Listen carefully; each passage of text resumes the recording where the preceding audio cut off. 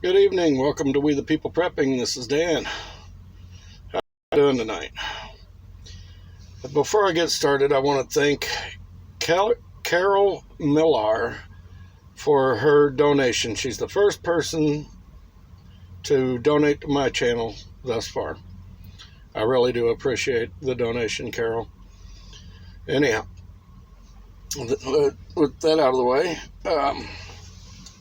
I wanted to kind of expand on prepping outside the box's question in his video today, where he asks, how far are you willing to go to survive? Okay. It's a really good question and something that people really need to think about. It doesn't just mean he goes and elaborates in the video about how far are you willing to go to protect your family, your friends, and so forth. What are you willing to do to feed your family and friends? It's a tough question that people really need to ask themselves, because I've seen a lot of people say, well, I won't do this or I won't do that, or I couldn't bring myself to do this. But question is, how bad do you want to survive? How much do you love your wife or your kids, and what are you willing to sacrifice for them? How important are your friends to you? Would you give up your life for your mag, for the members of your mag? These are all questions that we need to answer for ourselves. I can't give you an answer to these. I wish I could, but I can't.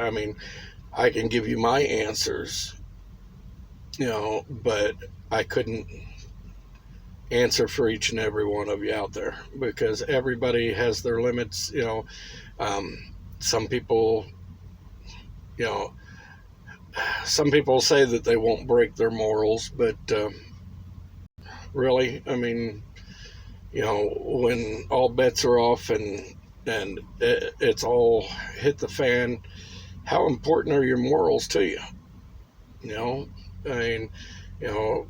You've got people that wouldn't break their morals to kill another person or to steal or whatever. Now me, I can answer this pretty simply. It's whatever it takes for my family to survive. Doesn't matter. It's that simple. Okay, if we have, say that there's a 10-year-old kid charging at us with a gun or shooting at us or whatever, that little kid's going to die. That's plain and simple, because I'm going to protect mine.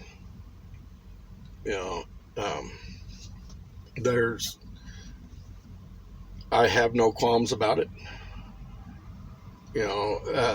because that child has now become a combative participant, and it's going to be him or me.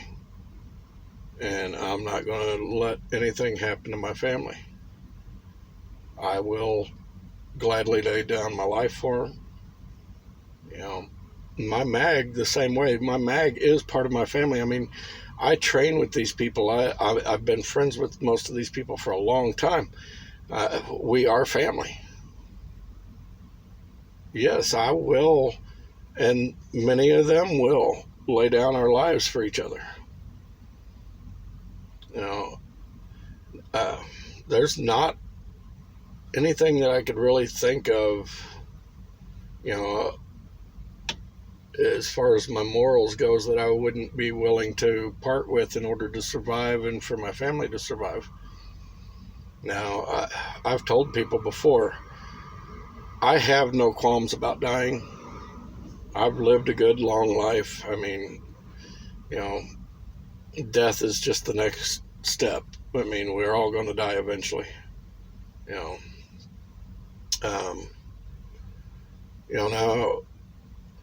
I think about the only place I wouldn't go would be to, kill a baby.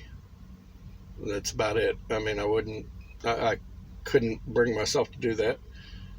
But, uh, a combative child, 10, 9, 10, 8, whatever, if they're coming at me and shooting at me, they put themselves in the role of a combat.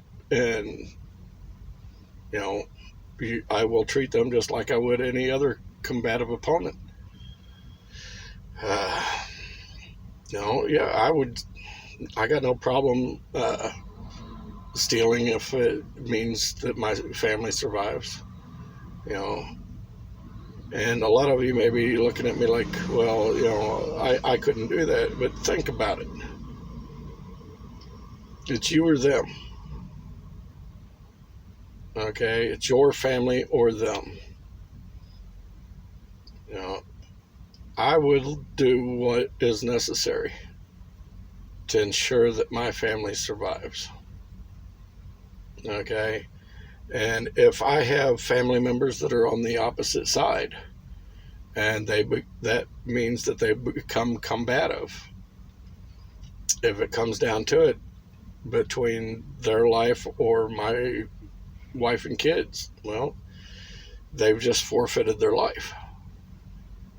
As much as I love my family, my immediate family is what I'm protecting. That is my job, is to protect my wife, my children, and so forth. I mean, and even as much as I love my own children, say that my son was a combative opponent, and he was trying to kill me. Well, I love him, but, I'm not going to forfeit the rest of my family's life for him. It's just not going to happen. I have other children that I have to protect. I have a wife that I have to protect. And if one of my kids is on the opposite side and they're trying to take the lives of my other kids or my wife or whatever, then I'm going to do what I have to do.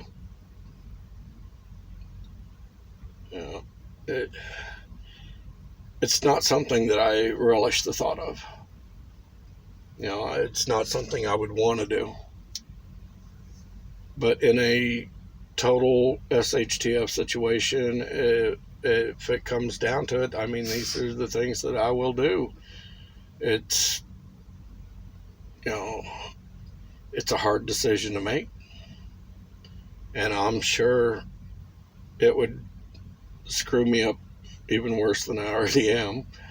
I mean, mentally, emotionally, but it's a choice that I would make in order to protect the rest of my family.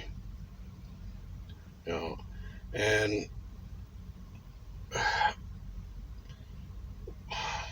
if my family's starving and I come across your family pet, he's going to taste pretty damn good. That's all I got to say. I mean, I've ate things that would make a belly goat puke. I've been overseas and tried some stuff that people over here would just retch at the idea of even trying it. But you do what you have to do to survive. I mean, and if you're not willing to go to those extremes, odds are you're not going to survive. I mean, I'm sure many of you on here have watched The Walking Dead. Okay. Now, it gives some pretty good examples of having to go to extremes in order to survive and ensure the survival of your group. I mean, You remember Look at the Flowers? When Carol told the little girl to look at the flowers and then put a bullet in the back of her head. She was a danger. She'd already killed her little sister. I mean, you have to eliminate the dangers. It's no questions. You've seen on that show where, for instance, where Carl and Rick had ran into the group of, I guess you'd call them outlaw bikers or whatever the hell they were. Anyhow, he ripped the man's throat out with his teeth. It appalled people, but I mean, that's an extreme that you might have to go to. Look, Carl had to put his own mother down.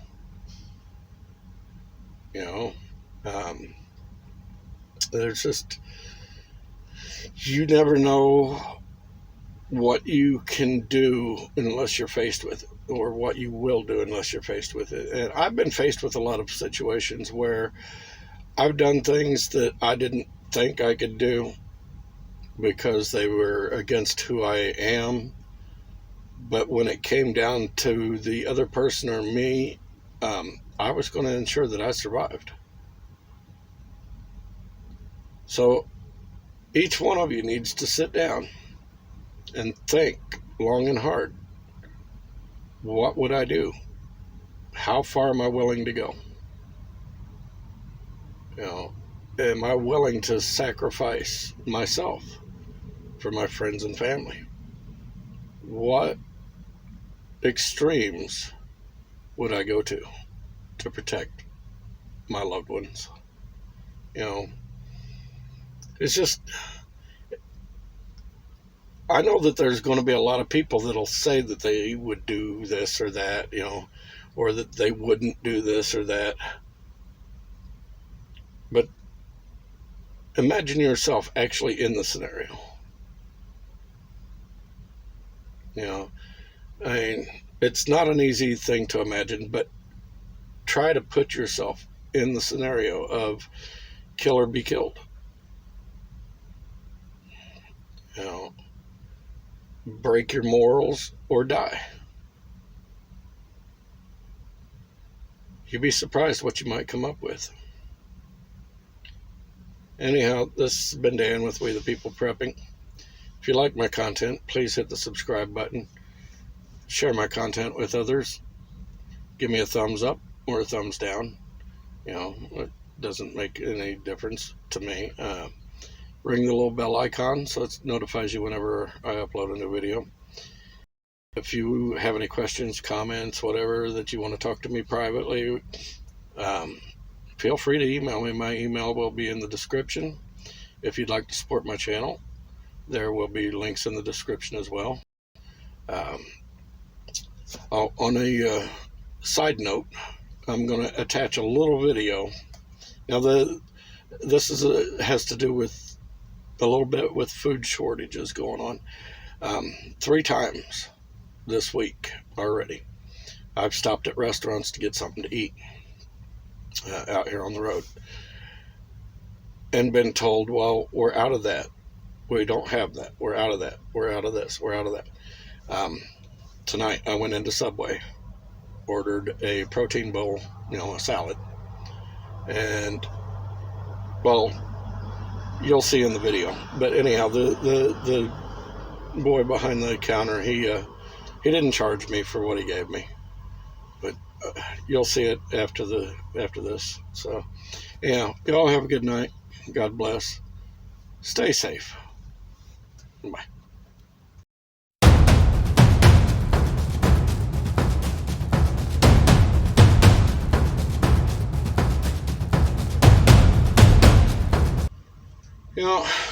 I want everybody to see this. This is the 3rd time in 2 days where I've gone into a restaurant and ordered food, and they were pretty much out. I just went to Subway just a minute ago. Wanted to order a protein bowl salad. All right. Get in there, order it. They got hardly any lettuce whatsoever.